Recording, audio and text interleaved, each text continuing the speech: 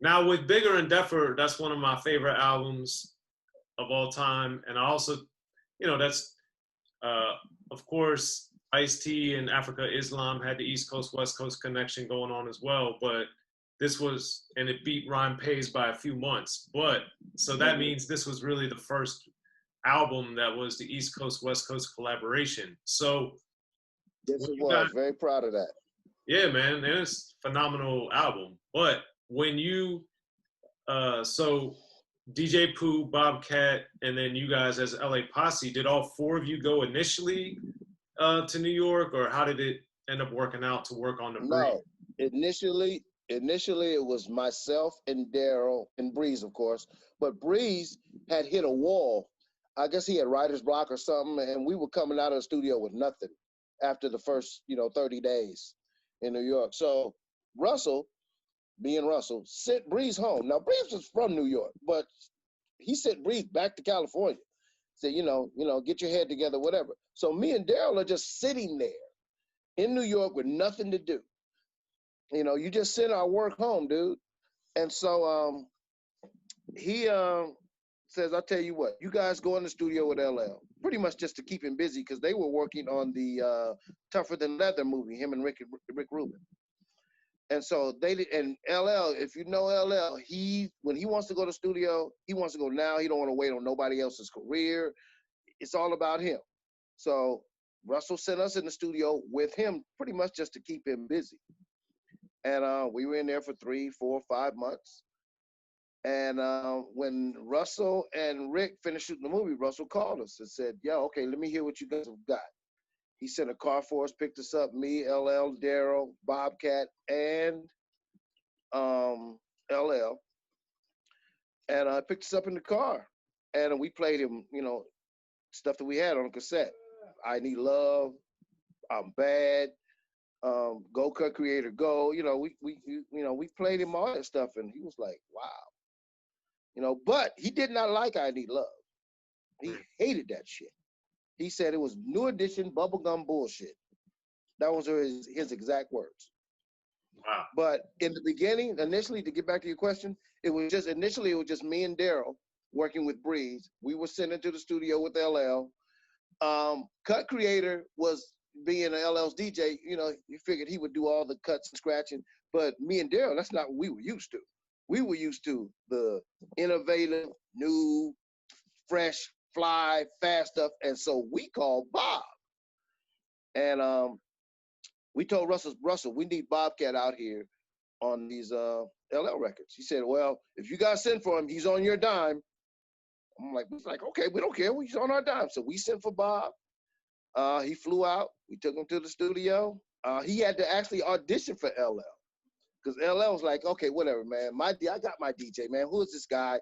Let me see what he's got. And Bobcat, that was the first time LL had heard Rock the Bells scratch like that. Bobcat dropped the needle. He went, LL, today is hard as the hell. And when he heard that, he's like, oh, okay. Oh, this is new. They ain't never heard no DJ like that. When he did that, Bobcat signed his check. He signed his check with that little audition. Wow. And then what about DJ Pooh? How did he end up? Now, Pooh was out in New York hanging with our buddy Cliff Love. And we were all staying in Brooklyn, but he was staying with Cliff in Brooklyn. The dancer? And Pooh the dancer? Say it again? The dancer Cliff Love? Yes, the dancer Cliff Love. That's our guy. And Pooh was hanging with him. I think they're cousins, I believe. But Pooh was hanging with them, and Pooh would come by our apartment from Cliff's, because, LA, the LA connection. And we were in the studio, and I was working on a song called 357, Break It On Down. That's on the Bigger and Deffer album. And Pooh came in and helped me with that record. And he also helped me with the Bristol Hotel. Yes. Yeah. So me and Pooh got together on those. But yeah, I mean, it was natural for Pooh. I mean, if he's in LA and he's from LA and he's from Uncle Jam's Army, he should be with us. You know what I'm saying? That was a natural progression. It was gonna happen. We needed it to happen. Pooh legitimized us. He legitimized us. He brought solidity and solidarity. He brought the legitimate producer factor that we didn't have amongst the three of us. He brought that extra element. So yeah, we needed Pooh. So then with 357 Break It On Down and the Bristol Hotel, what did he do in particular on each record that took it to the next level in your opinion? Scratching, he did the DJ and he did a little bit of beat programming, you know. We never did any lyrics. I mean, as far as LL was concerned. Daryl may help him with a couple of ideas. Matter of fact, it was Pooh and Daryl, no, not Pooh, Bobcat and Daryl that talked LL into making ID Love. He wasn't going to do another ballad after I Want You and I Can Give You More. But we were like, dude, you're not going to do a ballad? He's like, no, I'm not going to go back to that. And I was like, dude, in LA, we love that shit. Are you kidding me? You're not doing it. And Daryl, and I remember it was Daryl and Bobcat that actually talked LL. They had to talk him into making an I Need Love. Wow. And he went on and did it. He was not going to do it.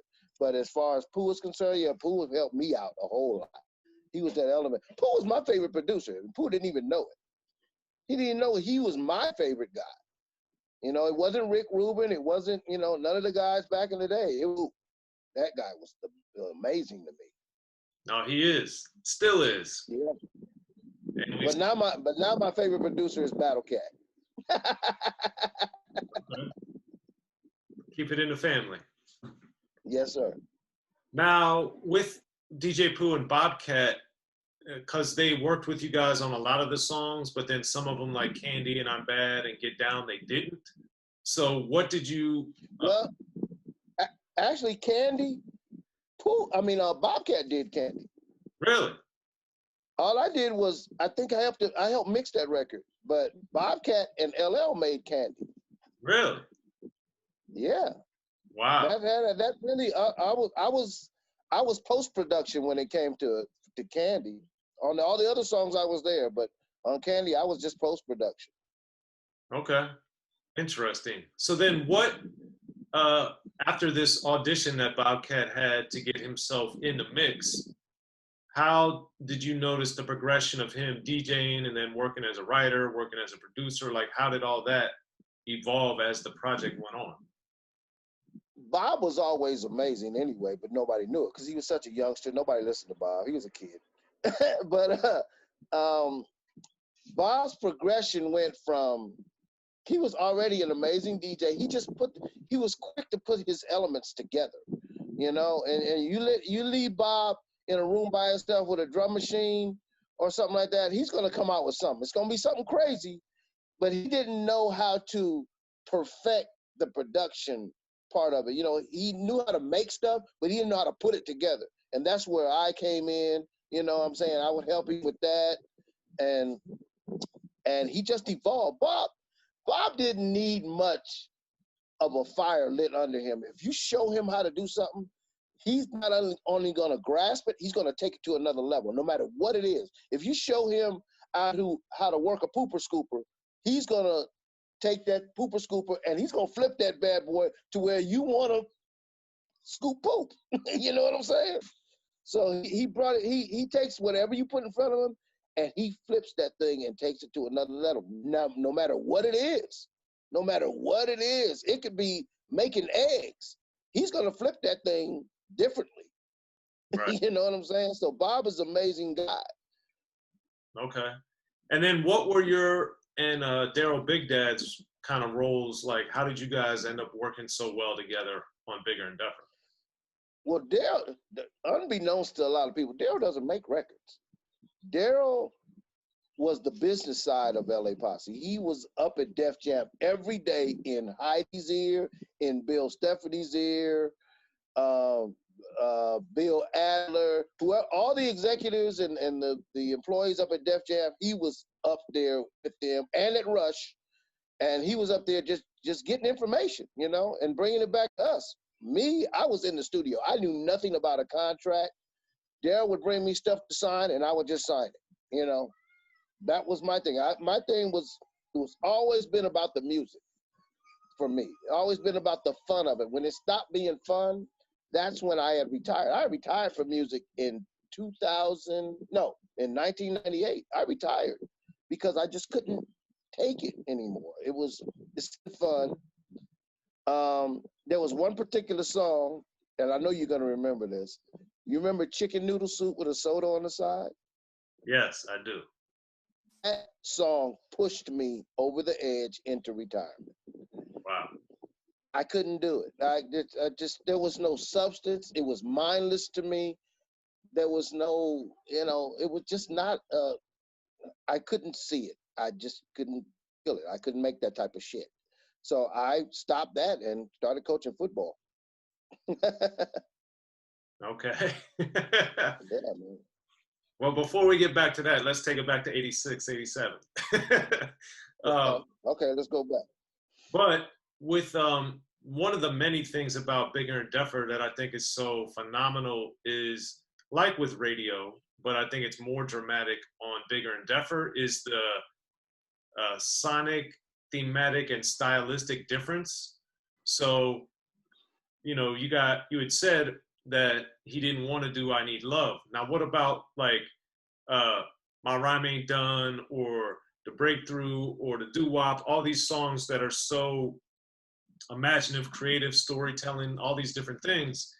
How did you see him as a writer, him as a creative visionary, that you guys helped him, or how did he tap into or explore all these different things? And being so young, he was he was a teenager doing all this. The tracks that we were making inspired him to write that stuff. I mean, he hadn't heard tracks like that before. He was used to the Rick Rubin kick, snare, and hi-hat. That's what he was used to. That's what he was used to hearing. That's what he had heard before. But when we were bringing in samples, Courageous Cat and SWAT and just keyboards that we would use and stuff like that, that wasn't his thing. And when we would bring that element in, it was new to him, and it inspired him to write different shit. It unlocked something in his head and in his writing. It unlocked something musically.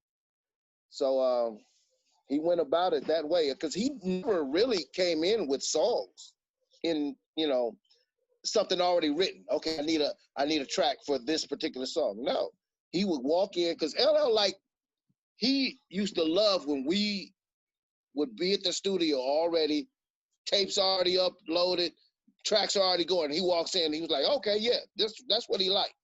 So we tried to make it to where when he got there, we already been up and running. And every day, every night, it wasn't daytime, we worked at night.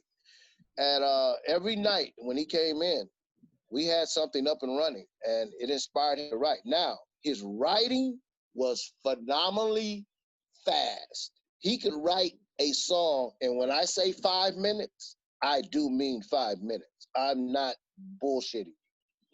I remember one time he was writing, now this was on Panther, he wrote Big Old Butt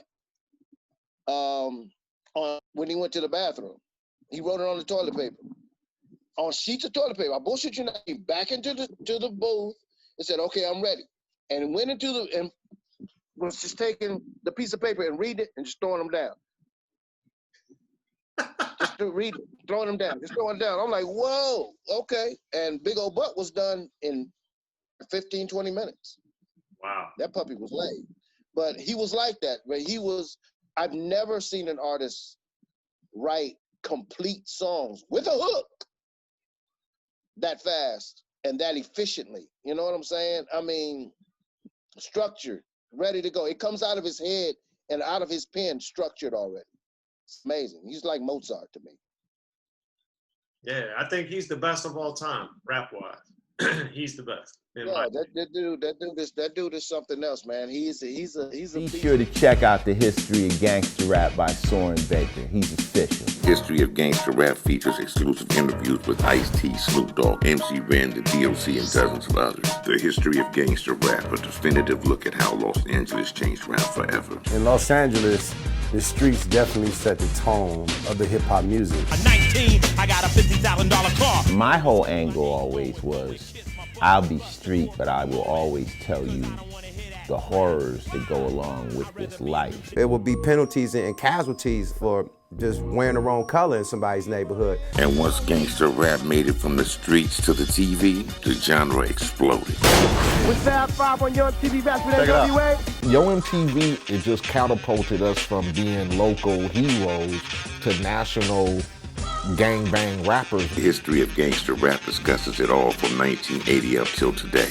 It's always gonna be shit happening in the streets. You know what I mean? So it's always gonna be something to talk about. The history of gangster rap in stores now.